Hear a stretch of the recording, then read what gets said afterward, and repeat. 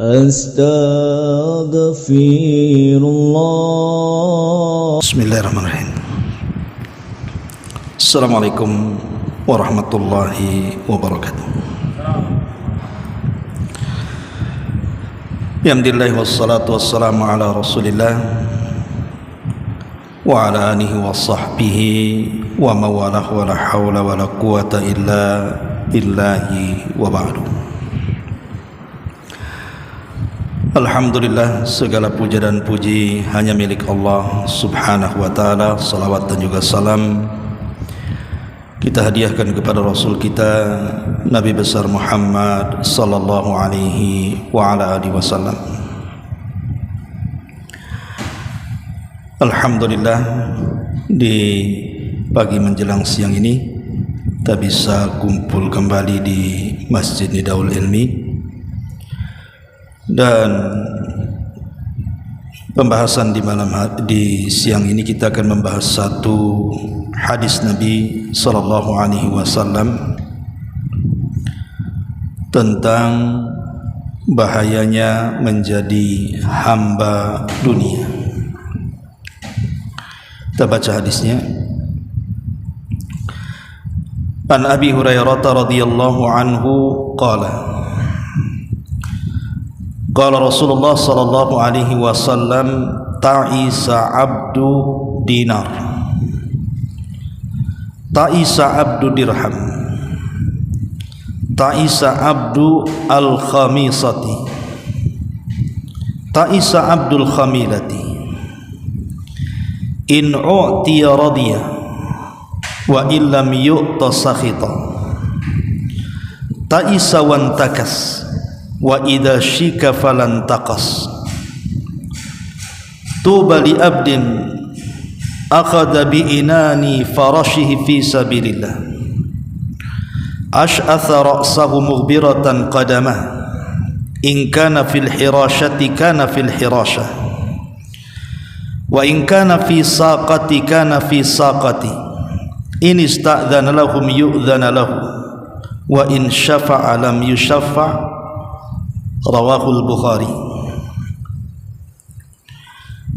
Dari Abu Hurairah radhiyallahu an, Rasulullah sallallahu alaihi wasallam bersabda, celakalah hamba dinar, celakalah hamba dirham, celakalah hamba kain dari sutra, dan celakalah hamba pakaian dari bludru. Jika diberi maka dia redha, jika tidak diberi maka dia murka. Celaka dan merugi. Apabila tertusuk duri maka ia tidak dapat mengeluarkannya. Sebaliknya bahagialah seorang hamba yang memegang kekang kudanya dalam rangka berjihad di jalan Allah, rambutnya kusut dan kedua kakinya berdebu. Bila ditugaskan berjaga maka ia berada di bagian yang ia berjaga, dan apabila ditugaskan di barisan belakang maka ia berada di barisan belakang. Bila meminta izin maka dia tidak diizinkan, dan bila memberi syafaat rekomendasi maka dia tidak dikabulkan. Hadis ini dikeluarkan Al-Imam Al-Bukhari. Ma'asyiral muslimat, ibu-ibu yang dimuliakan Allah subhanahu wa ta'ala, hadis ini menjelaskan tentang dua kelompok. Kelompok yang pertama bicara tentang hamba-hamba dunia yang keinginan hidupnya hanya untuk dunia saja. Dan kelompok yang kedua hamba-hamba Allah sejati, hamba-hamba yang senantiasa redha dengan segala yang membuat Allah subhanahu wa ta'ala senang, dan membenci segala apa yang mengundang kemurkaan Allah subhanahu wa ta'ala. Bicara soal dunia, ma'asyiral muslimat yang dimuliakan Allah subhanahu wa ta'ala, hakikat dunia ini kalau kita merenung sedikit, pertama dunia ini sesuatu yang sedikit. Allah Subhanahu wa taala berfirman, "Qul mata'ud dunya qalilun." Katakanlah, kenikmatan dunia itu sedikit dan tidak banyak. Dan itu dijelaskan dalam sebuah hadis. Nabi sallallahu alaihi wasallam bersabda dalam hadis Muslim, "Wallah mad dunya fil akhirati illa mithlu ma yaj'alu ahadukum isba'ahu fil yammi falyanzur bima yarji." Demi Allah, dunia ini kalau dibandingkan dengan akhirat hanya seperti seseorang dari kalian yang mencelupkan satu jemarinya ke lautan, kemudian dia mengangkatnya, maka lihatlah apa yang ada pada jarinya. Paling hanya setetes yang ada di jari itu. Itulah dunia. Jadi hakikat dunia itu hanya sedikit saja, tetapi hakikat akhirat itu luas seluas-luasnya. Makanya dalam hadis qudsi yang sangat panjang, dalam potongannya Nabi SAW mengatakan, seandainya manusia pertama dan manusia terakhir, kemudian jin dan manusianya berkumpul di sebuah lapangan yang luas, kemudian mereka meminta semua keinginannya kepada Allah Subhanahu wa ta'ala, maka Allah akan berikan semua keinginannya, dan itu seperti jarum pentul yang dipendamkan ke lautan kemudian diangkat. Lihatlah di ujung jarum itu, itulah setetes dunia yang dibagi kepada seluruh manusia, jin dan manusianya. Sementara lautan itulah akhiratnya. Dari sini kita tahu bahwa dunia itu sedikit dibandingkan akhirat. Lalu buat apa mengejar yang sedikit dan meninggalkan yang banyak? Ini yang pertama. Yang kedua, dunia ini singkat. Di dalam surah Al-Mu'minun ayat 112, Allah Subhanahu wa taala berfirman, "Qala kam labistum fil ardi adadas sinin?" Qalu labisna yawman aw ba'da yawmin fas'alil 'adin. Berapa tahun kalian tinggal di permukaan bumi ini? Mereka menjawab, kami tinggal di bumi 1 hari atau sebagian hari. Maka tanyakanlah kepada orang-orang yang pandai menghitung itu. Ayat ini bicara tentang orang-orang yang berkumpul di padang mahsyar.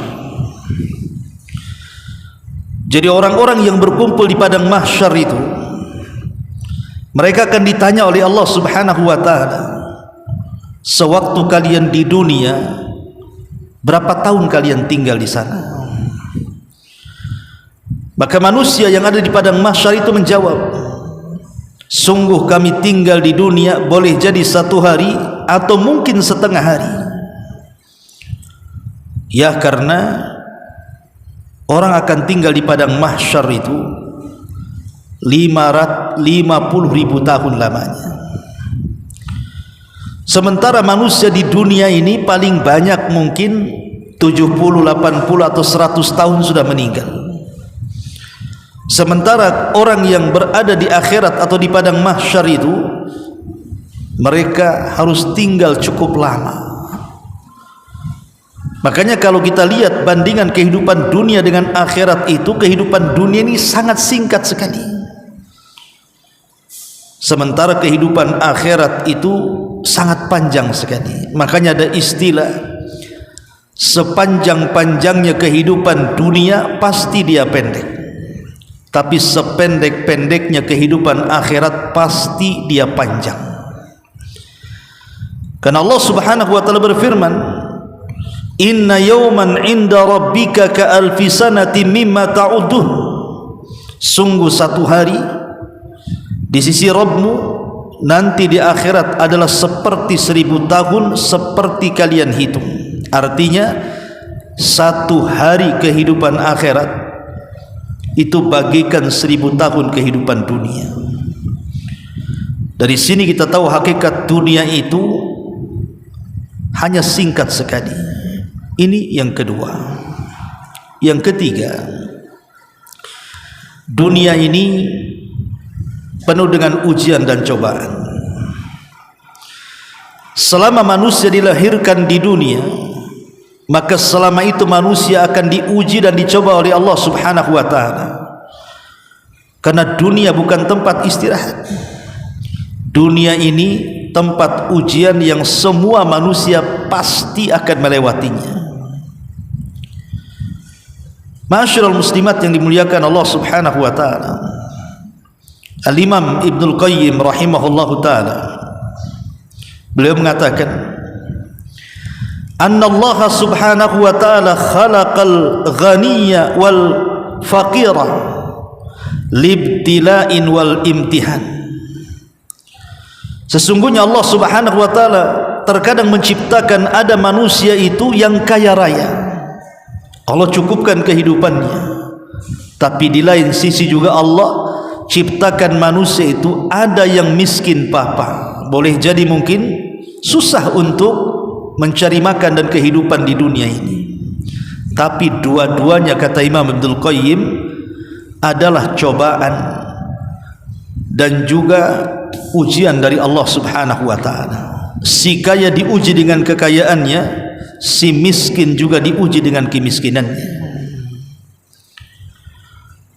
Ma'asyiral muslimat yang dimuliakan Allah Subhanahu wa ta'ala, karena sering saya ulang-ulang bahwa hakikat kebahagiaan itu bukan ada di harta benda. Betapa banyak orang-orang yang kaya raya itu hidupnya tidak bahagia. Dan bukan pula kemiskinan itu menjadi hidup sengsara. Betapa banyak orang-orang miskin itu yang menikmati hidupnya. Karena hakikat kebahagiaan itu bukan pada kekayaan. Sehingga ada seorang ulama dari zaman salaf, Hisham ibn Malik ibn Marwan, Hisham ibn Malik ibn Marwan rahimahullahu ta'ala, ketika dia sedang tawaf haji, berjumpa dengan Imam Salim, putra daripada Abdullah ibn Umar radhiyallahu anhuma. Karena Hisham ini seorang raja, tentu dunia bagi dia di tangannya. Apapun yang dikehendaki oleh Khalifah Hisham, yang namanya dia khalifah, tentu tinggal bicara saja sudah ada di depannya, karena dunia berada di genggamannya. Jadi ketika dia sedang tawaf, dia berjumpa dengan Imam Salim, putra daripada Abdullah ibn Umar radhiyallahu anhuma. Lah Salim ini kebetulan sedang tawaf, menjinjing sandalnya yang putus, kemudian juga pakaiannya lusuh yang harganya tidak kurang daripada 2 dirham. Jadi Hisham ini merasa kasihan dengan Salim, dan sedang tawaf Hisham mengatakan, "Ya Salim, kira-kira apa yang kau hajatkan dariku? Tinggal bicara, nanti aku akan beri." Tapi tiba-tiba Salim marah kepada Khalifah Hisham dan mengatakan, "Ya Khalifah, apakah harus meminta sesuatu kepada selain Allah sementara kita berada di rumah Allah? Aku tidak akan meminta sesuatu kepadamu." Akhirnya kemudian Hisham pun malu dan terdiam. Selesai tawaf, dia mengikuti Salim sampai di luar haram. Dikiranya karena dia mengatakan seperti itu karena berada di depan Ka'bah, sehingga Salim bicara seperti itu. Tapi setelah kemudian di luar Ka'bah, di luar Masjidil Haram, maka kemudian Khalifah Hisham ibn Abdul Malik ini mencoba kemudian bertanya kembali kepada Salim dan mengatakan, "Ya Salim, sekarang kita sudah berada di luar haram. Kira-kira apa yang kau hajatkan dariku, aku akan beri." Tapi sekali lagi Imam Salim mengatakan kepada Khalifah Hisham ini dan mengatakan, "Ya Hisham, apakah yang kau maksud adalah kebutuhan-kebutuhan dunia atau kebutuhan-kebutuhan akhirat?" Kemudian sang khalifah mengatakan, "Ya Salim, Adapun kehidupan kebutuhan akhirat, maka tidak mungkin kau meminta kepada aku. Mintalah kepada Allah Subhanahu wa taala. Yang ku maksud adalah kehidupan dunia, kebutuhan dunia. Mintalah sesuatu, aku akan beri. Maka Salim mengatakan, ya Khalifah, selama aku hidup, aku sangat malu meminta sesuatu kepada Rabb pemegang dunia ini. Bagaimana mungkin aku meminta kepada zat atau kepada dirimu yang tidak memegang dunia? Semasa hidup saja aku malu meminta sesuatu kepada zat pemegang dunia, Allah Subhanahu wa taala. Dialah yang memiliki dunia. Macam mana aku akan meminta kepada orang yang tidak memegang dunia?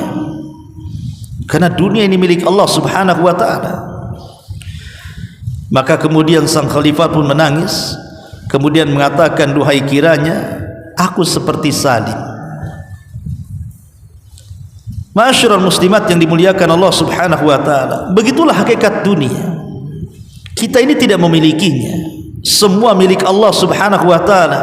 Semua datang dari Allah dan akan kembali kepada Allah Subhanahu wa taala. Dan dunia ini ujian terberat bagi kita manusia.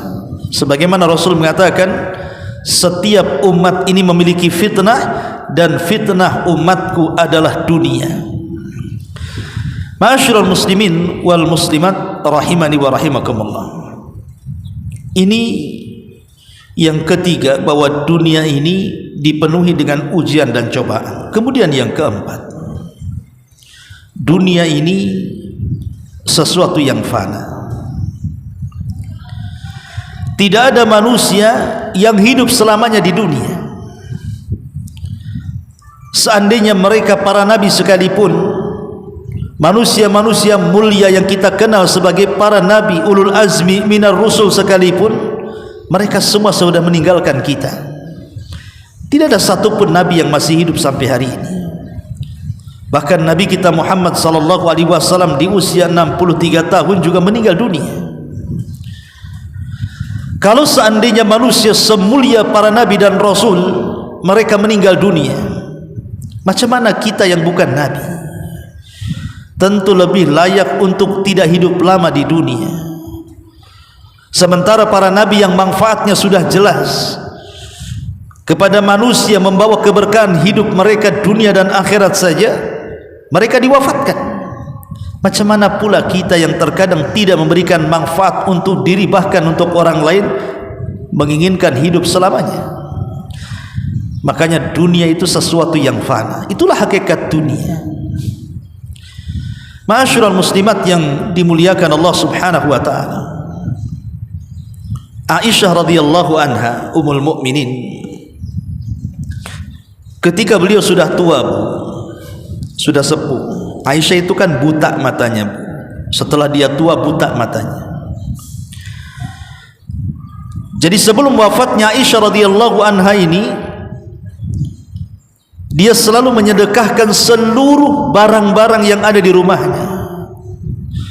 Jadi terkadang dia meraba-raba dengan kebutaannya. Kalau ada barang, kemudian dipanggil pembantunya dan mengatakan, kemarilah, ambilkan barang ini, sedekahkan kepada fulan ibn fulan.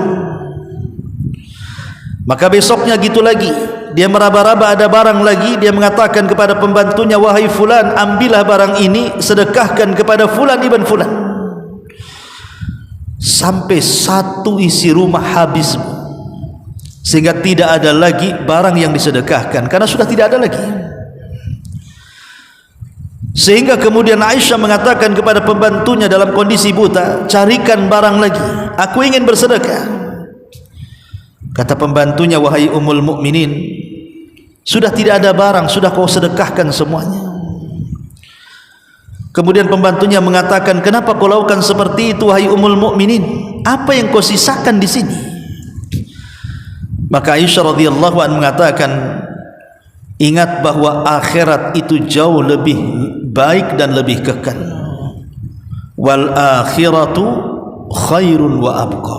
Akhirat itu lebih baik dan lebih kekal. Jadi Aisyah radhiyallahu anha mengajarkan kepada kita bahwa dunia ini fana, akhirat itu kekal. Karena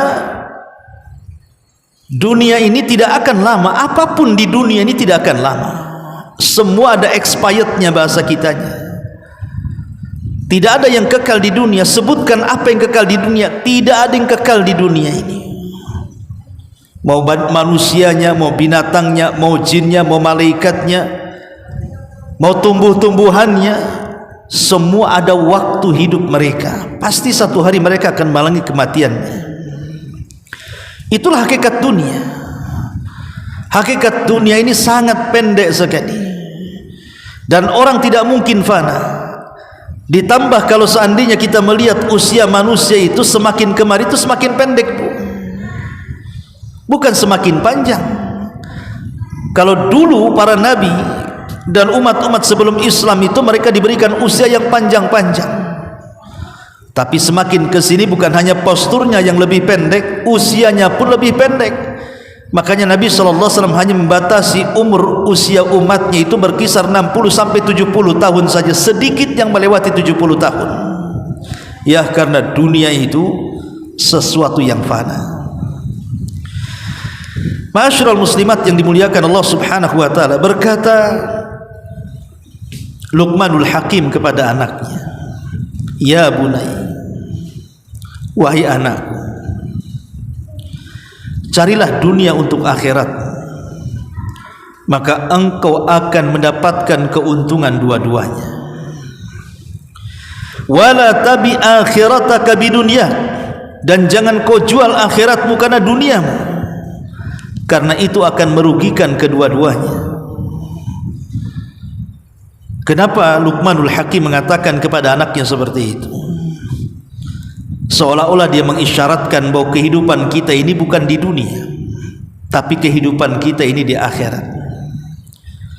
Dunia ini hanya tempat persinggahan seperti seorang musafir, singgah di sebuah tempat kemudian beristirahat, kemudian melanjutkan perjalanan kembali. Itulah yang diwasiatkan kepada Rasul oleh Rasul sallallahu alaihi wasallam kepada Ibnu Umar radhiyallahu anhuma, "Kun fid dunya ka'annaka gharib aw 'abirus sabil." Wahai Ibnu Umar, jadilah engkau di dunia itu seperti orang asing ataupun seperti orang yang sedang melakukan safar. Ma'asyiral muslimat yang dimuliakan Allah Subhanahu wa taala.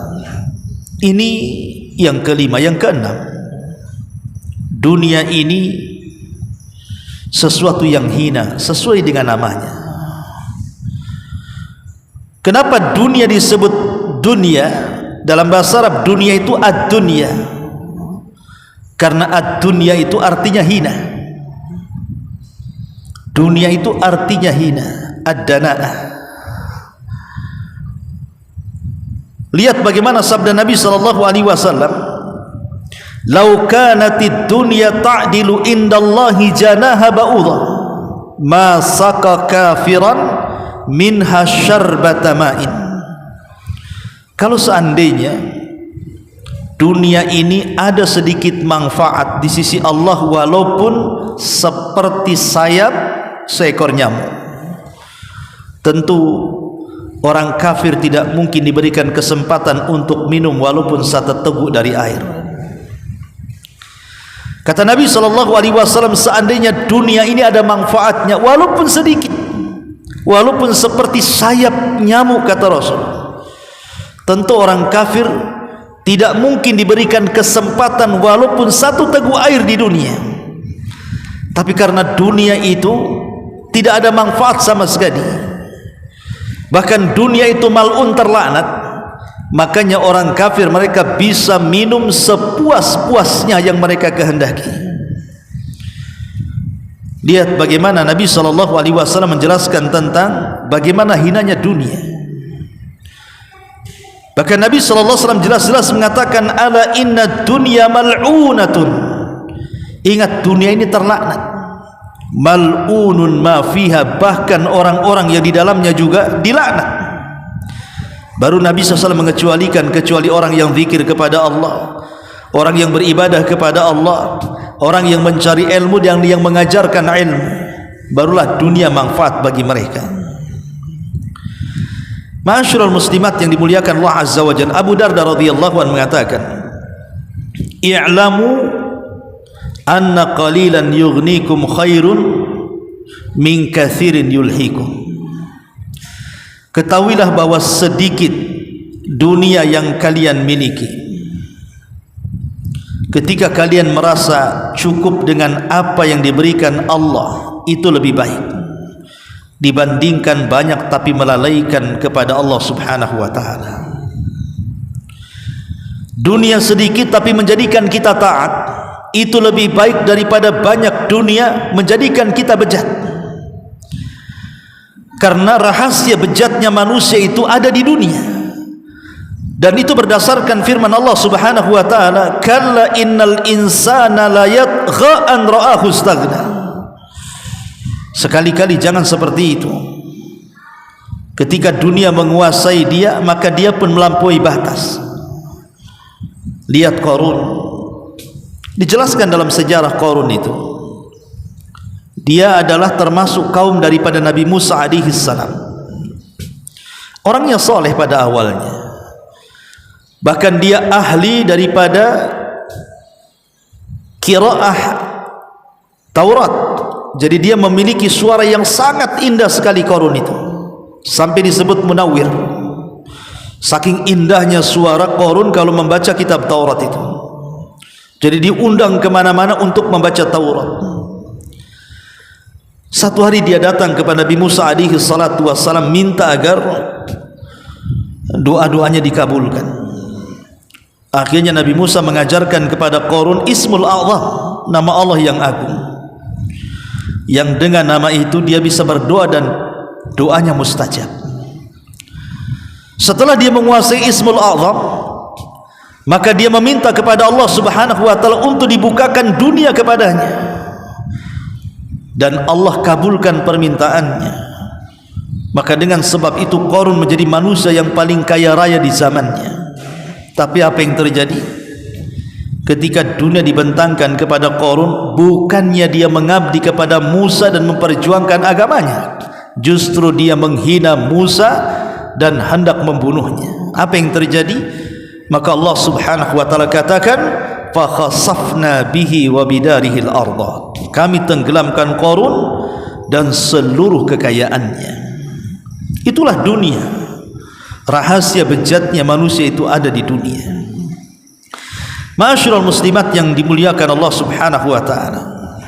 Dan yang terakhir, hakikat dunia, dunia ini adalah diciptakan oleh Allah untuk menjadi fitnah.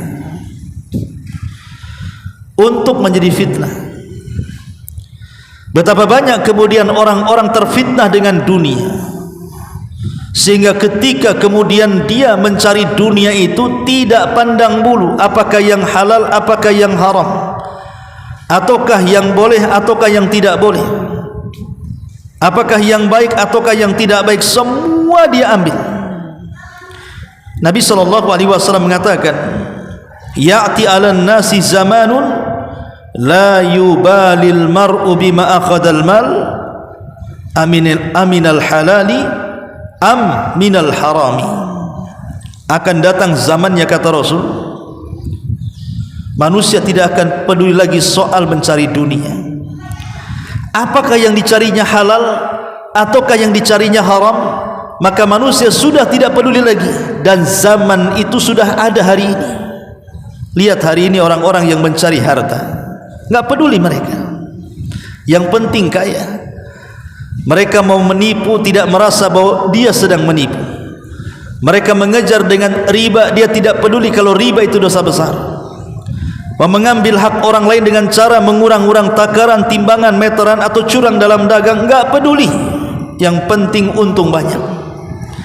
Begitulah kondisi dunia memfitnah manusia, sehingga ketika mencari dunia sudah tidak peduli. Atau bentuk fitnah dunia itu al-mubalaghatu fil ishtighal, berlebih-lebihan ketika menyibukkan diri dengan dunia. Ada orang-orang itu yang dicari memang halal bukan haram. Dia tidak menipu orang, dia tidak memakan riba, dia tidak mengurangi takaran, timbangan, meteran, atau curang dalam dagangan. betul-betul dia halal dia yang cari, tetapi dia terlampau berlebih-lebihan. Dia menghabiskan waktu hanya untuk mengejar dunia, lupa pula dengan akhiratnya, lupa dengan salatnya, lupa dengan ngajinya, lupa dengan zikirnya, lupa dengan Qur'annya, lupa dan begitu seterusnya. Lah ini juga bagian daripada fitnah. Atau bagian daripada fitnah dunia itu al-ghulu fi mahabbatid dunya, terlampau cinta dengan dunia sehingga bakhil. Ada orang-orang yang bakhil karena melampaui kecintaan dia kepada dunia dibandingkan kepada Allah Subhanahu wa taala. Sebagaimana Allah Subhanahu wa taala mengatakan, "Wa man yuqashuha nafsi faulaika humul muflihun." Orang-orang yang mereka mampu melawan rasa kikirnya, maka mereka termasuk orang-orang yang beruntung. Tapi sebaliknya, orang-orang yang kikir karena terlampau cinta dengan dunianya, maka mereka termasuk orang-orang yang rugi. Ma'asyiral muslimat yang dimuliakan Allah Subhanahu wa taala, Al-Imam Asy-Syafi'i rahimahullahu taala sampai mengatakan, "Man ghalabat alaihi shiddatus syahwah li hubbil hayati alzamathul ubudiyyatu li ahliha." Barang siapa yang terkalahkan syahwat dengan syahwat kecintaan dia kepada dunia, maka syahwat itu akan melazimkan, mengharuskan dia menyembah dunia tadi. Orang kalau sudah cinta dunia, lama-lama disembah tuh dunia tuh. Orang kalau menyembah syahwat, lama-lama dia mencintai syahwat dan menyembah syahwatnya. Itulah yang dimaksud hadis yang kita baca ini, ta'isa abdud dinar wa ta'isa abdud dirham. Celaka hamba dinar dan hamba dirham. Ma'asyiral muslimin yang dimuliakan Allah, muslimat yang dimuliakan Allah Subhanahu wa taala. Maka bagian daripada fitnah dunia adalah melampaunya kecintaan sehingga hati terpaut dengan dunia. Dan yang keempat, bagian daripada fitnah dunia, terkadang dunia ini membutakan mata dia. Dia tidak bisa memandang mana hak mana batil. Dia tidak bisa memandang mana yang benar mana yang salah, karena tertutup dengan dunianya. Dan ini sangat bahaya, karena kalau sudah tertutup kebenaran dari dunianya, maka susah mendapatkan hidayah dalam hidupnya. Sehingga orang memandang bahwa ketika ada orang yang penuh dengan dunia, dia anggap lebih mulia dibandingkan orang-orang yang beragama. Dan itu paling banyak di masyarakat. Orang lebih menghargai orang-orang yang penuh dengan dunia dibandingkan orang-orang yang betul-betul menggeluti agama. Subhanallah. Contoh sederhana, ketika ada orang yang memiliki anak perempuan kemudian dipinang, yang satu orang kaya, yang satu pula miskin tapi pandai agama, orang lebih memilih yang jelas-jelas dunianya dibandingkan yang tidak jelas dunianya walaupun dia pakar agama. Lah inilah kalau sudah dunia menutup, dia tidak bisa lagi memandang mana kebahagiaan untuk dunia dan akhiratnya, mana kebahagiaan yang hanya semata-mata dunia tapi tidak sampai ke akhiratnya. Itulah fitnah dunia. Ma'asyiral muslimat yang dimuliakan Allah Azza wa Jalla, baik perhatikan hadis ini. Nabi SAW mengatakan, ta'isa abdu dinar wa ta'isa abdu dirham. Celaka dan binasa hamba-hamba dinar dan hamba-hamba dirham. Hamba dinar, hamba dirham ini kinayah daripada hamba uang. Ya, kalau kita katakan mata uang di dunia ini kan macam-macam. Bisa rupiah, bisa ringgit, bisa dolar, bisa euro, bisa real, macam-macam. Bisa junai dan begitu seterusnya. Maka terkadang ada di antara manusia, kalau di negeri kita tentu hamba rupiah, kalau di Malaysia mungkin hamba ringgit, kalau di Singapura hamba dinar, itu hamba dolar dan begitu seterusnya. Apa maksudnya di sini? Hamba itu artinya menundukkan diri kepada tuannya, Jadi kalau Abdullah hamba Allah artinya menundukkan diri kepada Allah yang menciptakannya. Ketika disebut abdu dinar, hamba dinar atau hamba dirham, artinya dia menundukkan diri kepada dinar dan dirham, kepada rupiah, ringgit dan dolar dan begitu seterusnya. Karena begini Bu, logika. Ada orang-orang itu ketika dia miskin, dia masih punya cita-cita baik. Dia berangan-angan dalam hidupnya, kalau saya kaya, inginlah saya bantu masjid, bantu pesantren, bantu panti asuhan, bantu orang-orang fakir, anak-anak miskin dan begitu seterusnya. Ada orang-orang itu ketika susah punya pemikiran positif,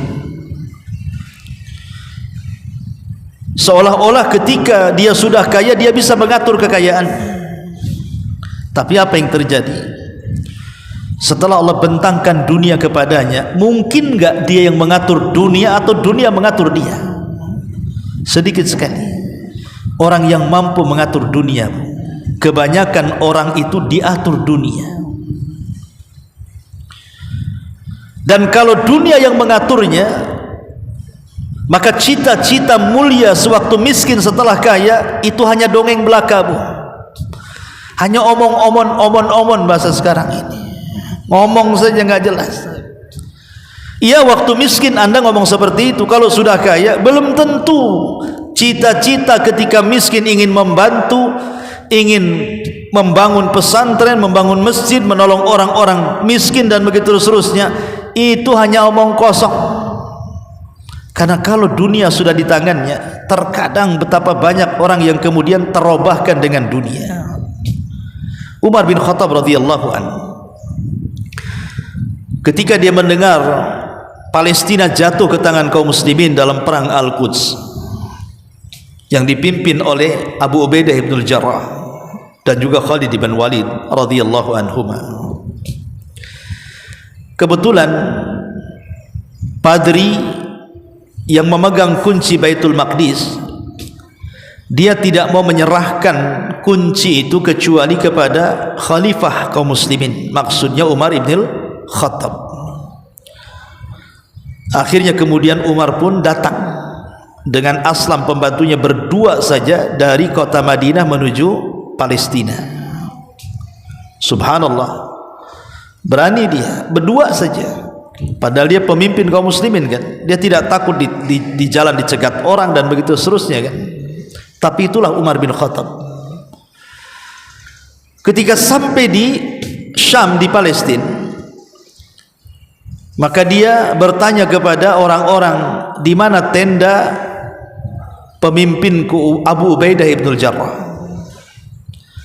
Akhirnya kemudian orang-orang mengantar Umar bin Khattab radhiyallahu anhu ke tendanya panglima perang Abu Ubaidah ibn Jarrah radhiyallahu anhu, satu di antara 10 sahabat yang dijanjikan masuk surga itu. Ketika masuk kepada tendanya, rupanya di tenda jenderal perang Abu Ubaidah ibn Jarrah itu tidak ada satupun barang berharga di situ. Aneh, seorang jenderal yang sudah mengalahkan negeri-negeri dan negara-negara, dia tidak pernah mengoleksi barang-barang mahal di tendanya. Kosong, tidak ada apa-apa. Kemudian Umar bin Khattab radhiyallahu an ingin menguji lagi. Dia bertanya kepada pengawalnya dan mengatakan, coba tanya apa yang dimakan Abu Ubaidah dengan apa yang dimakan prajurit perang yang ada di sini. Akhirnya datangkan makanan, rupanya apa yang dimakan Abu Ubaidah itu pula yang dimakan para prajuritnya. Tidak bisa dibedakan makanan jenderal dengan makanan prajuritnya.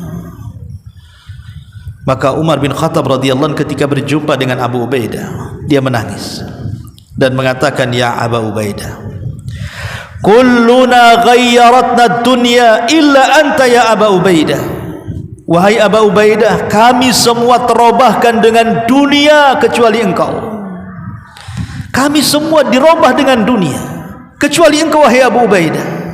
Subhanallah. Umar mengatakan kulluna, kita semua. Ini yang mengatakan Umar radhiyallahu anhu. manusia terbaik kedua setelah Abu Bakar, setelah Nabi. Dia mengatakan kulluna ghayyaratna dunya, kami semua terubahkan dengan dunia kecuali engkau wahai Abu Ubaidah. Kalau Umar saja mengatakan kami semua terubahkan dunia, apalagi kita yang ketika miskin berangan-angan, bercita-cita kalau sudah saya kaya saya akan begini dan begitu. Kedabru saja bahasa saya itu, enggak jelas omongannya. Karena kalau sudah kaya pasti dunia akan merubah dia, bukan dia yang merubah dunia.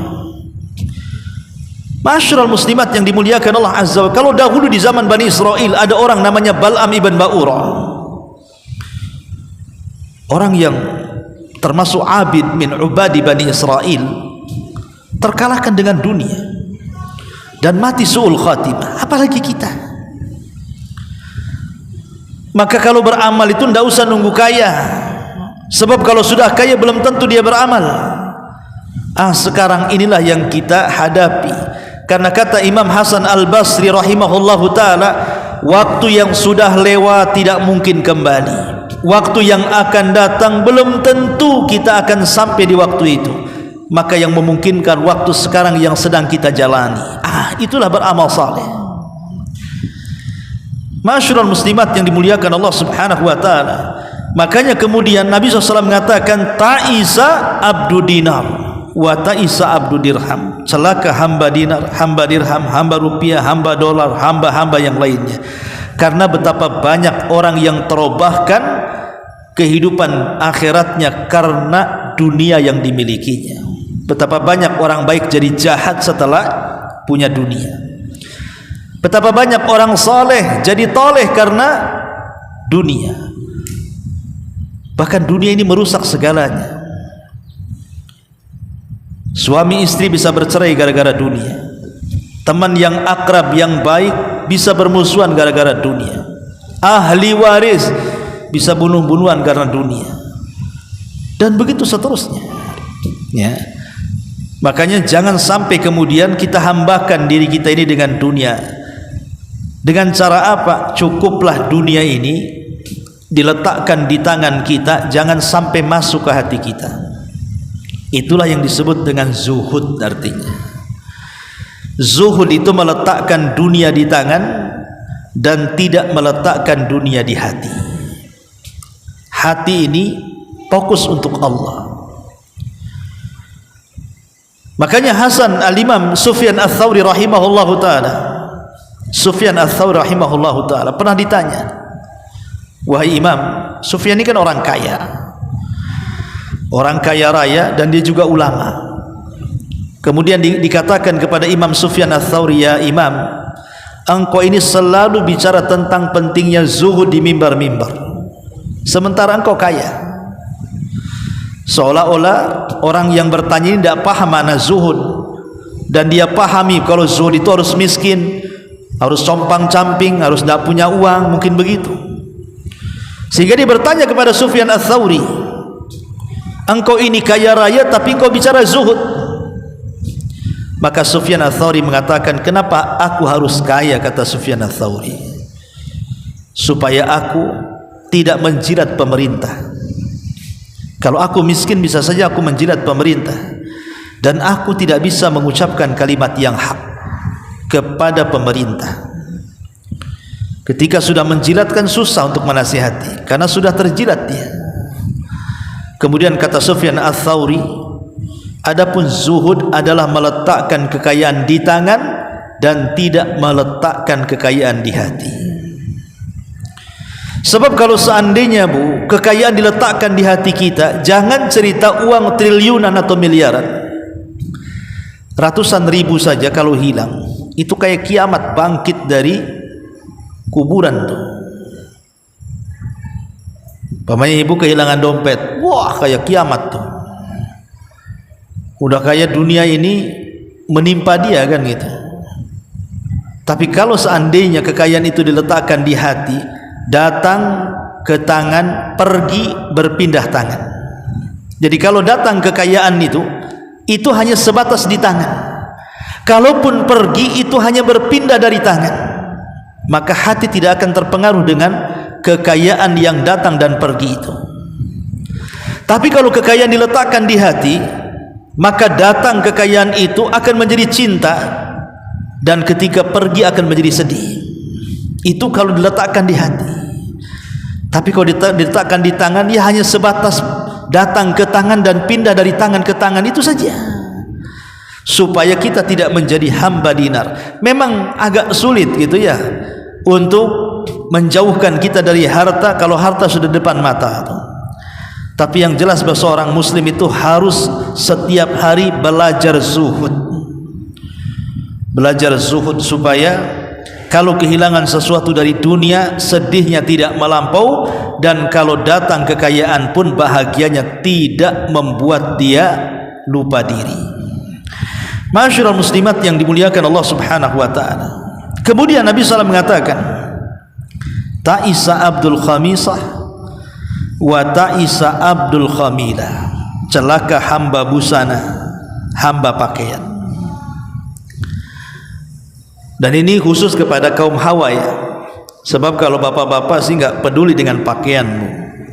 Kadang-kadang satu minggu itu aja nggak ganti-ganti. Itu juga pakaian kerja, itu juga pakaian sholat, itu juga pakaian tidur. Itu bapak-bapak, dia nggak peduli dan nggak tertarik juga dengan pakaian yang dipakai kawannya. Tanyalah suami-suami ibu, kalau kawannya punya pakaian bagus dipakai, nggak mungkin ngelirik-lirik pakaian. Ini dari mana, beli di mana, tokonya di mana, berapa harganya, nggak ada bapak-bapak itu. Yang suka tanya pakaian itu ibu-ibu. Kalau kawannya ini pakai pakaian bagus, kemudian juga branded ataupun mungkin bawa tas, bawa apa, pasti ada lirikan mata. Cantik nih pakaiannya, beli di mana? Online ya, COD.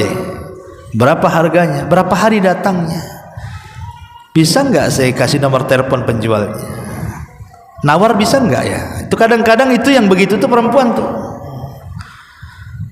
Makanya saya pastikan bu, di rumah lemari ibu lebih banyak dibandingkan lemari bapak kan? Lemari ibu itu pasti 3 tuh pintunya tuh. Kalau bapak itu 1 udah separoh tuh. Karena separohnya diambil juga untuk ibu kan. Itu menunjukkan bahwa yang suka ngoleksi pakaian itu biasanya ibu-ibu. Bapak-bapak itu jarang koleksi pakaian kan. Tidak mengapa ibu itu membeli pakaian baru, tidak ada masalah. Karena Rasul mengatakan, apakah orang itu dikatakan sombong wahai Rasul ketika menggunakan pakaian baru, sendal baru dan begitu seterusnya? Kata Rasul, tidak. Sombong itu, kata Rasul, ketika merendahkan orang dan menolak nasihat.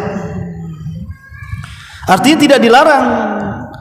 Cuman yang jadi masalah, terkadang ada seorang akhwat itu lupa diri. Otaknya itu hanya pakaian saja. Kalau dia pegang handphone, dia tidak pernah lihat YouTube pengajian dah. Atau mungkin dia lihat di Google artikel-artikel yang perlu dibaca dari akidah, fikih atau enggak. Itu yang dibuka Tokopedia atau mungkin aplikasi belanja yang lain, yang dilihat itu kalau tidak sandal, tas, pakaian kan gitu. Padahal ibu bukan penjual juga. Kalau penjual sudah wajar ya.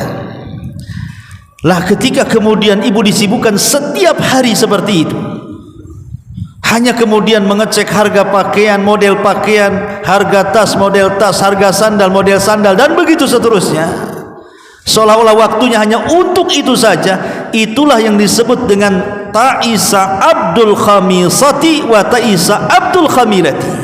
Celaka hamba busana. Ibu sudah menghambakan diri kepada busana, kepada tas. Ujung-ujung tasnya jadi tuhannya, sendalnya jadi tuhannya, pakaian jadi tuhannya, perhiasan jadi tuhannya, dan begitu seterusnya. Nabi SAW sudah melarang 14 abad yang silam gitu. Dan sekarang jadi sebuah kenyataan. Itu umahat yang sudah ngaji. Jangan cerita umahat orang-orang yang awam di luar sana. Oh, lebih parah lagi, yang sudah ngaji saja parahnya nggak ketulungan, apalagi orang-orang di luar sana. Maka Rasul di sini mengingatkan jangan sampai jadi hamba pakaian. Pakaian itu hanya untuk menutup aurat. Makanya kenapa dilarang juga pakaian syuhrah itu, Bu? Syuhrah itu pakaian di mana ketika ibu memakai pakaian itu menjadi sorotan pandangan orang. Jadi di sini Nabi SAW mengatakan ta'isa abdul khamisati wa ta'isa abdul khamilah. Kemudian Nabi SAW mengatakan in u'tiya radhiya wa illam yu'ta sakhita. Kalau dia diberi maka dia senang, kalau tidak diberi maka dia murka. Ada orang-orang yang seperti ini dalam kehidupan dunia ini. Ada orang yang suka menengadahkan tangan di bawah dan tidak suka memberi tangan di atas. Kan ada orang-orang yang kita katakan mengemis, meminta-minta, berpangku tangan kepada hidupnya orang. Kalau dikasih senang dia kan, tapi kalau dikasih dia murka. Padahal sebaik-baik rizki itu adalah yang dicari dengan keringatnya. Lihat para nabi, mereka mencari rizki dengan keringatnya. Bahkan ada sebagian para nabi itu mereka ke hutan cari kayu bakar, diikat, dijual. Bahkan ada di antara mereka penggembala kambing seperti Nabi SAW, penggembala kambing dengan upah yang sangat sedikit, alal qararit kata hadis itu. Luar biasa, ya. Ma'asyiral muslimat yang dimuliakan Allah Subhanahu wa taala. Sebagian para ulama ketika mensyarah kalimat ini dikatakan idza a'tahu Allahu syai'an rubbama yafrah lidzalik wa yansyarih sadrahu wa idza ma a'tahu Allahu qala rabbi ahanan sakhita ala rabbi wa sakhita ala al-qada'i wal qadari. Mana yang pertama? Maknanya kalau dia diberi dia ridha, kalau tidak diberi dia murka. Artinya boleh jadi ketika Allah Subhanahu wa taala mudahkan rizkinya sehingga Allah bentangkan kekayaannya, dia pun meyakini oh Allah sedang memuliakan aku, katanya Rabbi akraman.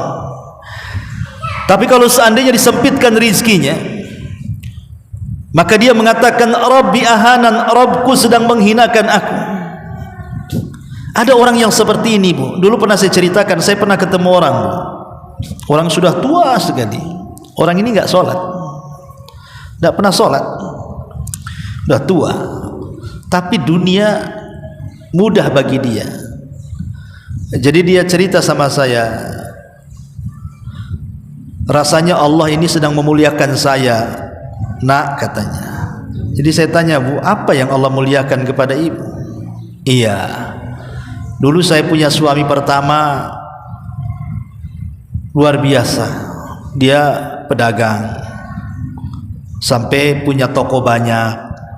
Setelah meninggal semua warisannya diberikan kepada saya.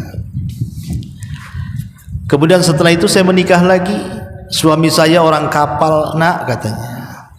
Itu tiap bulan dia ngirim duit, jarang pulang badannya, uangnya sering pulang. Qadarullah meninggal juga, dapat lagi saya warisan, nak, katanya. Kemudian saya menikah lagi dengan pegawai negeri, orang pengadilan, katanya. Baru setahun meninggal pula dia, pensiunnya pula dikasih saya. Katanya, saya ini paling sedang hidupnya, kan? Padahal nggak pernah sholat. Ada orang seperti itu, kan? Dia sangka dengan Allah memudahkan rizki dia, hidup dia kemudian dimuliakan Allah. Tidak, itu istidraj namanya. Istidraj itu artinya Allah lapangkan selapang-lapangnya rizkinya di atas kemaksiatan yang disukainya. Sampai pada waktunya, namanya istidraj itu pasti ada waktunya. Hartanya akan hilang atau dia meninggalkan hartanya. Dan nanti pada hari kiamat dia harus mempertanggungjawabkan semua perbuatannya di hadapan Allah. Tidak di dunia, di akhirat. Itulah istidraj. Ma'asyiral muslimat yang dimuliakan Allah Subhanahu wa taala. Makanya dari sini pemahaman pertama, ada orang-orang yang diberikan rizki oleh Allah, dia merasa bahwa Allah sedang memuliakannya, dan kalau disempitkan rizkinya Allah sedang menghinakannya. Lah ada orang yang seperti itu, padahal tidak demikian. Yang namanya kekayaan itu bukan tanda cinta, atau kefakiran itu bukan tanda benci. Qarun kaya, Sulaiman juga kaya. Qarun kafir tapi kaya, Sulaiman beriman kaya. Abu Bakar kaya, Utsman kaya, Abdurrahman bin Auf kaya, Abu Jahal juga kaya, Abu Lahab juga kaya. Artinya kekayaan itu berserikat. Mukmin bisa kaya, kafir juga bisa kaya. Sesuatu yang berserikat antara mukmin dan kafir, lalu apa keunggulannya kalau berserikat? Makanya kenapa Allah Subhanahu wa taala, kata Nabi sallallahu alaihi wasallam, Allah itu kalau memberikan dunia kepada orang yang dicintainya dan kepada orang yang tidak dicintainya, tapi Allah tidak akan memberikan iman kecuali kepada orang yang dicintainya saja. Ma'asyiral muslimat yang dimuliakan Allah Azza, ini makna yang pertama. Makna yang kedua, kata para ulama, wa yahtamilu an yakuna al-mu'ti wal mani shakhsan min al-ashkhas mithlu halil munafiqin ma'an nabi sallallahu alaihi wasallam. Madza qala Allahu anhu, madza qala Allahu anhum, qala jalla wa ala, wa minhum man yalmizuka fis sadaqati fa in utu minha radu wa illam yu'tu minha idza hum yaskhatun. Atau yang dimaksud, kalau diberi dia senang, kalau tidak diberi dia tidak senang. Maksudnya mereka seperti orang-orang munafik. Jadi orang-orang munafik itu selalu mata mereka melihat kepada sedekah. Kalau Nabi memberikan sedekah kepada mereka, mereka senang. Kalau Nabi tidak memberikan sedekah, mereka pun murka. Ada orang-orang yang seperti ini. Ada orang-orang yang suka meminta-minta, kalau diberi dia senang, kalau tidak diberi dia maki-maki, Bu. Dan saya pernah juga mengalami waktu di lampu merah gitu ya. Jadi ada ibu-ibu, nampaknya ibu-ibu itu kalau dari segi tenaga sih bisalah dia bekerja, karena tidak sakit. Kemudian juga saya lihat masih muda, pun gempal gitu ya. Kalaupun dia kerja bisalah, masih muda. Tiba-tiba dia meminta-minta gitu ya, meminta-minta. Waktu itu saya nggak kasih. Wah, dimaki-maki, Bu. Dimaki macam-macam, ngomong apa itu, saya langsung tutup kaca mobil. Ada orang-orang yang maksa ketika minta tuh. Padahal dia kekar gitu ya. Lain kalau dia udah nenek-nenek, ya kasihan gitu kan, tidak dirawat. Mungkin kita kasihan, kita beri mereka. Tapi orang-orang yang tampilannya kuat, nggak usah diberi, Bu. Biar mereka bekerja. Biar tidak biasa meminta-minta. Ya. Ma'asyiral muslimat yang dimuliakan Allah Azza wa Jalla. Ta'isa abdu dinar wa ta'isa abdu dirham wa ta'isa abdul khamisati wa ta'isa abdul khamilati in u'tiya radiya wa illam yu'ta sakhit. Kemudian Rasul mengatakan ta'isa wan takas wa idza syika falan takash. Celaka dan merugi. Apabila ditusuk duri maka dia tidak dapat mengeluarkannya. Artinya orang seperti ini kalau hidupnya hanya menghambakan diri kepada dunia, maka dia akan sulit keluar dari situ. Seperti duri yang menancap, susah untuk dicabut. Tetapi kata Rasul, tuba li abdin, berbahagialah bagi seorang hamba akhadha bi inani farasihi fi sabilillah. Bahagialah seorang hamba yang memegang kekang kudanya dalam rangka berjihad di jalan Allah Subhanahu wa taala. Ash'atha ra'sa mughbiratan qadamah, kepalanya penuh dengan debu, kemudian juga kedua kakinya penuh dengan debu. In kana fil hirashati kana fil hirashah wa in kana fi saqati kana fi saqah. Kalau ditugaskan di garda terdepan dia siap saja, kalau ditugaskan di garda paling belakang dia siap saja. Orang ini tidak dikenal orang. Kalau dia meminta izin tidak diberikan izin, kalau minta pertolongan tidak akan ditolong, karena orang tidak kenal siapa dia. Ada di masyarakat kita, Bu, orang-orang yang susah, orang-orang yang miskin, yang kita tidak tahu. Rupanya di balik kemiskinannya, kesusahannya, dia rupanya ahli tahajud, ahli baca Quran, ahli ibadah, ahli sedekah. Orang tidak tahu kecuali dia dengan Allah Subhanahu wa taala saja. Jadi ada hamba-hamba Allah itu yang secara dunia mungkin tidak ada, tapi mereka hamba-hamba Allah yang sangat mulia. Karena Allah Subhanahu wa taala tidak pernah memandang rupa ataupun harta kita, yang Allah pandang itu hati dan amal kita. Innallaha la yanzuru ila suwarikum wala ila amwalikum walakin yanzuru ila qulubikum wa a'malikum. Seperti di sini. Ada para mujahidin itu yang tidak dikenal kepahlawanannya, tapi dia nurut kata jenderalnya, suruh depan depan, suruh belakang di belakang, dan dia hanya mencari ridha Allah Subhanahu wa taala. Belum tentu seorang jenderal lebih besar pahalanya dalam jihad dibandingkan prajurit biasa yang kemudian disap paling bawah, atau sebaliknya. Sama, belum tentu orang kaya lebih mulia dibandingkan orang miskin, ataupun sebaliknya. Ma'asyiral muslimat yang dimuliakan Allah Subhanahu wa taala, maka hadis ini mengajarkan kepada kita ada dua kelompok. Yang satu mereka adalah hamba-hamba Allah, dan yang satu mereka adalah hamba-hamba dunia. Maka Ali radhiyallahu mengatakan, jadilah kalian hamba-hamba akhirat, jangan pernah menjadi hamba-hamba dunia. Inilah diantara penjelasan singkat dari hadis ta'isa abdu ad-dinar, celaka hamba dinar. Wallahu a'lam bishawab. Sampai di sini mudah-mudahan ada manfaatnya. Tapi sebelum saya tutup, kalau ada yang mau bertanya, silakan.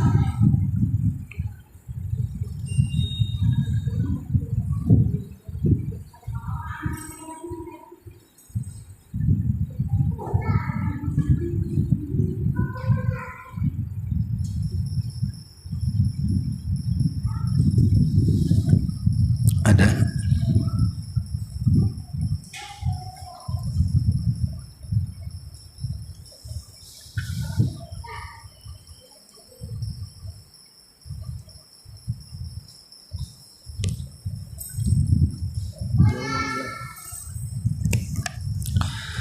Bismillah, assalamualaikum warahmatullahi wabarakatuh. Ustadz, bagaimana hukumnya kita menjual buah mangga yang ditaruh di depan rumah di perumahan tapi sudah memakan badan jalan? Ustadz, bagaimana hukumnya kita menjual buah mangga yang ditaruh di depan rumah di perumahan tapi sudah memakan badan jalan? Maksudnya dia tumbuh di samping jalan gitu ya. Tapi yang nanam ibu kan, bukan jalan kan? Bukan, maksudnya pemerintah yang nanam, tiap jalan dikasih penghijauan kan, Bu? Ya kalau ibu yang nanam, tapi kan itu di tanah pemerintah, masuk ke rol jalan maksudnya itu kan, maka tidak ada masalah. Kalau ibu yang nanam ya, ibu yang nanam, ibu yang rawat sampai dia besar. Tapi kalau nanti pemerintah mau mengambil alih jalan itu karena itu rol jalan, jangankan pohon mangga, rumah ibu pun harus dikasih ya. Jadi sementara ya tidak ada masalah kan ibu yang nanam di situ, insya Allah tidak ada masalah. Tapi sekali lagi ibu harus memperhatikan mangganya, jangan ketika panen ibu ngaku itu mangga ibu, ketika belum berbuah sampahnya sampai ke tetangga bilang itu mangga jalan. Nah, ini kan nggak boleh, Bu ya. Kalau sampahnya ganggu tetangga bilang itu kan hidup sendiri di jalan, salahkan jalan lah kan ya. Tapi ketika panen ini mangga aku katanya, janganlah, Bu ya. Ya betul-betul ibu rawat lah kan, itu kalau mangga ibu ya dirawat. Kalau memang sampahnya ke tetangga ya ibu bersihkan supaya menunjukkan kepemilikan. Tetapi yang jadi masalah, Bu, jangan masuk dalam hadis Nabi SAW, la dharara wa la dirar. Seorang muslim itu tidak boleh mendatangkan madarat kepada diri sendiri atau mendatangkan madarat kepada orang lain. Artinya, kalau memang mangga itu berada di rol jalan dan itu mengganggu fasilitas jalan, pemerintah ini, mereka kan sudah ngatur jalan. Kenapa jalan itu sekian meter? Karena memang untuk kemaslahatan. Pemerintah sudah paham kalau jalan sempit masalah, kalau jalan sekian meter ini bisa. ya. Jadi kalau seandainya jalan itu kemudian mengganggu orang, pohon mangga kita lah mengganggu orang dengan hidup di tepi jalan dan masuk pada rel jalan itu, maka kita sudah memadaratkan pengguna jalan namanya. Sementara hadis Nabi SAW mengatakan bahwa selemah-lemah iman itu adalah imatatul adza anit thariq, membuang hal-hal yang bisa mengganggu manusia di jalan raya. Bahkan ada hadis yang mengatakan nanti di sorga itu ada orang yang diberikan derajat yang berpindah-pindah dari satu tempat ke tempat yang lainnya, padahal amalnya tidak banyak. Ketika ditanya apa amalannya, karena dia suka menebang dahan yang selalu menjulur ke jalan sehingga orang terganggu. Setelah ditebang akhirnya orang aman. Jadi lihat kondisinya Bu ya. Jadi kalau seandainya mangga itu membahayakan orang, akhirnya jalan jadi sempit, jadi orang terganggu, sebaiknya ditebang, karena kita tidak boleh membahayakan orang. Pengguna jalan itu bukan hak kita. Tapi kalau seandainya tidak membahayakan, jalannya lebar, masih bisa lah kan begitu kan, ya insya Allah tidak ada masalah. Kita numpang di tanah pemerintah itu namanya. Wallahu a'lam. Ya, sampai di sini masih ada.